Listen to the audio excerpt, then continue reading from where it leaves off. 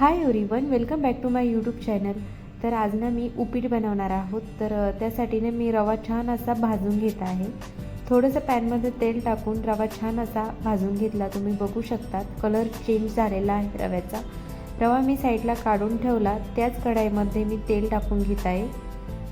रवा भाजलेली कढई आहे त्यामुळे कढईमध्ये रवा चिकटलेला आहे, प्लीज तो इग्नोर करा. तेल छान असं तापून झालं की त्यामध्ये आता आपण शेंगदाणे तळून घेऊया. शेंगदाणे तळून मी साईडला ठेवले. त्यानंतर यामध्ये मी मोहरी जिरं टाकून घ्यायचं आहे आणि एक मीडियम साईजचा कांदा बारीक कट करून घेतला आहे, तो मी यामध्ये टाकून घेतला. आता छान असं आपल्याला हे परतून घ्यायचं आहे. त्यानंतर यामध्ये मी कढीपत्त्याची पानं आणि 2-3 हिरवी मिरची बारीक कट करून टाकली.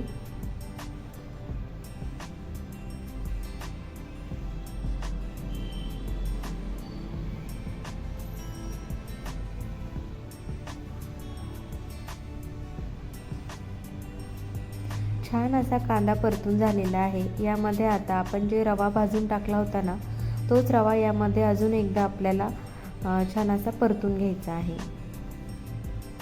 त्यानंतर मी यामध्ये पाणी ॲड केलं. पाणी ॲड केल्यावर आपल्याला चवीप्रमाणे मीठ टाकून याला छान असं फेटत राहायचं आहे, जेणेकरून त्याचे गोळे तयार होणार नाही. तुम्ही बघू शकता इथे छान असा मऊ लुसलुशीत आपलं उपीट उपमा म्हणा रेडी झाला आहे. वरतून मी थोडेसे तळलेले शेंगदाणेही ॲड केले. तर तुम्हाला व्हिडिओ आवडला असेल तर एक लाईक नक्की करा. चॅनलवर नवीन असाल तर प्लीज लाईक शेअर सबस्क्राईब करा.